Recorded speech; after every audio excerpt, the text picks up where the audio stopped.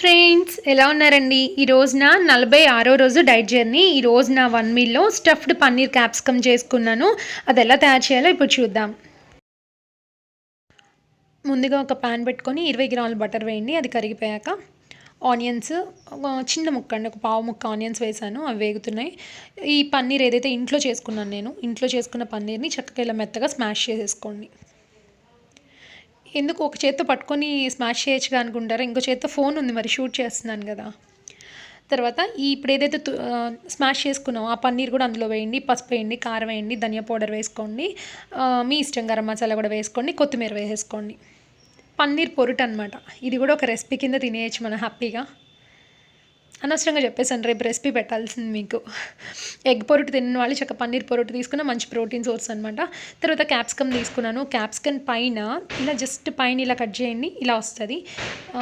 అదే నైఫ్తో ధైర్యం చూడండి, తలుపులు అలా బాధేస్తున్నాడు. లోపల గింజలు కూడా తీసేసాను. జాగ్రత్తగా తీసుకోవాలి. తీసుకొని ఈ పన్నీర్ని అందులో స్టఫ్ చేసుకోండి.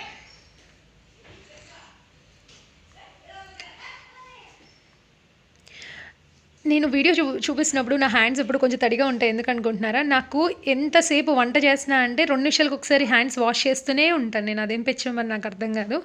ఇప్పుడు స్టఫ్ చేసుకున్న క్యాప్సికమ్ని అందులో పెట్టేశాను. అందులో అంటే ఇంకో అదే ప్యాన్ పెట్టేశాను. అదే ప్యాన్లో ఒక 10 గ్రామ్స్ మళ్ళీ బటర్ వేసుకున్నాను.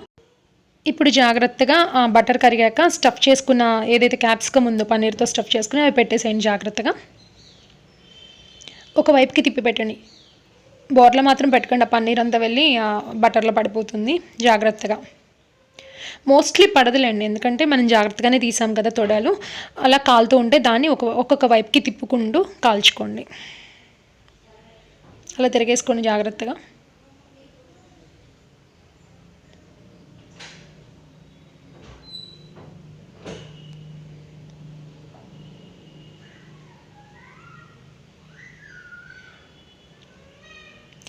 తర్వాత రెడీ అయిపోయాక పైన కొంచెం కట్ చేసి దాన్ని తీసేసేయండి. ఇలా అయిపోతుంది అనమాట.